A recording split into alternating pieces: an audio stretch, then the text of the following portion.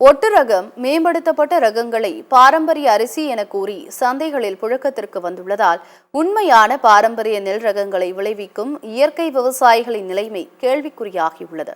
திருத்துறைப்பூண்டி தேசிய நெல் திருவிழாவில் தனது ஆதங்கத்தை வெளிப்படுத்தியுள்ளார் நெல் ஜெயராமன் பாரம்பரிய நெல் பாதுகாப்பு மையத்தின் ஒருங்கிணைப்பாளர் நெல் ராஜீவ்.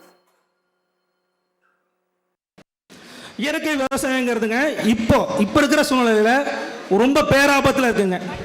ஐயா நம்மளோட நெல் ஜெயராமன் இருந்த காலத்தை விட இப்போ இயற்கை விவசாயங்கிற பேரில் நடக்கக்கூடிய சில விஷயங்கள் ரொம்ப அபத்தமாகவும் ஆபத்தாகவும் இருக்கு.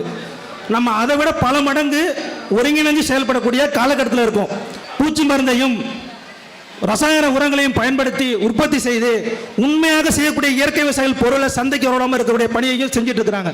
ஒரு பெரிய ஆபத்தில் இருக்கிறோம். அது மட்டும் இல்லை, உங்களுக்கு தெரியும் மாப்பிள சம்பா சகப்பா இருக்குன்னு தெரியும். ஆனால் TK9 சொல்லக்கூடிய ஒட்டு ரகமும் சகப்பா தான் இருக்கு. அப்போ பாரம்பரிய இதுதான் பாரம்பரிய தெரியாத ஒரு சூழ்நிலை இருந்துட்டு இருக்கக்கூடிய நுகர்வோர்கள் பெரும்பான்மையாக இருக்கிற இந்த சூழ்நிலையில் TK9 அஸ்வினியையும் பாரம்பரிய நெல்ரகங்கள் என்று மார்க்கெட்டில் வித்துட்டு இருக்கிறாங்க. அதனால உண்மையாக இருக்கக்கூடிய விவசாயிகளுக்கு விற்பனை வாய்ப்பும் குறையுது, அவர்கள் மீது வைக்கக்கூடிய நம்பிக்கையும் குறையுது. அது மட்டும் இல்லை, நம்மளுடைய கவுனியை மேம்படுத்தப்பட்ட கவுனினும் மாப்பிள சம்பாவை மேம்படுத்தப்பட்ட கவுனினும் அது பக்கம் ஒரு நெல் ஆராய்ச்சி பண்ணி எங்களுக்கு எதிராகவே அது செயல்பட்டு கொண்டுட்டு இருக்கிறாங்க. இவ்வளவு பார்க்கறதுக்கும் உள்ளாக இருக்கக்கூடிய நமது பாரம்பரிய நெல்ல ஐயா நம்மளோட நம்மளை விட்டு இல்லை, நெல் ஜெயராமனும் இல்லை, இது ஒரு ஆள் ரெண்டு ஆள் செய்யக்கூடிய விஷயங்கள் இல்லைங்க. ஒட்டுமொத்த இயற்கை விவசாயிகளுக்கு உறுதுணையாக இருக்கணும். அவங்க எந்த எதிர்பார்ப்பும் இல்லை. இயற்கை விவசாயம் செஞ்சால் இங்கே யாரும் கோடீஸ்வரராக ஆகுவோன்னு நம்பி இயற்கை விவசாயத்துக்கு யாரும் வரல.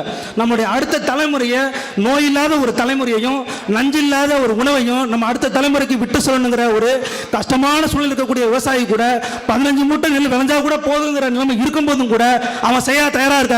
ஆனா அந்த நுகர்வோர்கள் பாரம்பரிய சில 100 ரூபாய் விற்குது, 80 ரூபாய் விற்குது, இதெல்லாம் நாங்கள் எப்படி வாங்கி சாப்பிட முடியும்னு கேட்குறீங்க. உங்க எல்லாருக்கும் தெரியும், துரித உணவுன்னு சொல்லக்கூடிய இரவு நேரத்தில் ஒரு ஃப்ரை ரைஸ் 100 ரூபா, ஒரு இரவு மட்டும் சாப்பிடக்கூடிய ஃப்ரை ரைஸ் 100 ரூபா விற்குது. ஆனால் 1 கிலோ அரிசியை 100 ரூபாய்க்கு நீங்கள் வாங்கினீங்கன்னா ஒரு மாதம் வரைக்கும் நீங்கள் சாப்பிடலாம். நீங்கள் ஒத்துழைப்பு தர மாட்டீங்க.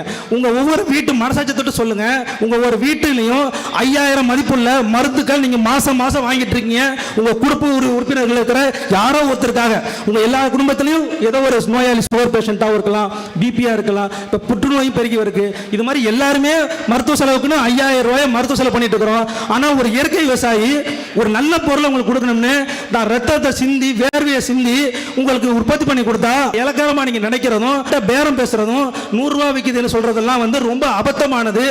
நாங்க கார்பரேட்டுக்கு எதிராக போராட முடியாது. இது சாதாரண விவசாயிகள் தயவு செய்து 100 ரூபாய் இல்லை 500 ரூபாய் சொன்னாலும் உண்மையான ஒரு இயற்கை விவசாயம் இருந்தாங்கன்னா அவங்க கிட்ட நீங்க தயவு செய்து வாங்கிங்கன்னு சொல்லி உங்க பொறுப்பாக தொட்டு வணங்கி வேண்டி கேட்டுக்கிறேன்.